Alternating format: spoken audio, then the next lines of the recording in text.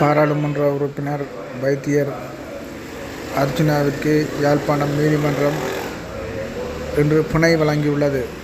யாழ் போதனா வைத்தியசாலைக்குள் அத்துமீறி நுழைந்ததாகவும் இடையூறு விளைவித்ததாகவும் பணிப்பாளர் சத்தியமூர்த்தியால் செய்யப்பட்ட முறைப்பாட்டிற்கமைய வழக்கு தாக்கல் செய்யப்பட்டிருந்தது. இந்நிலையில் யாழ் நீதிமன்றில் வழக்கு விசாரணைக்கு எடுத்துக் கொள்ளப்பட்ட போது யாழ்ப்பாண நீதிவான் அரசு அலுவலகங்களில் கடமைகளுக்கு இடையூறு விளைவிக்கக்கூடாது என எச்சரித்ததுடன் 1,00,000 ரூபாய்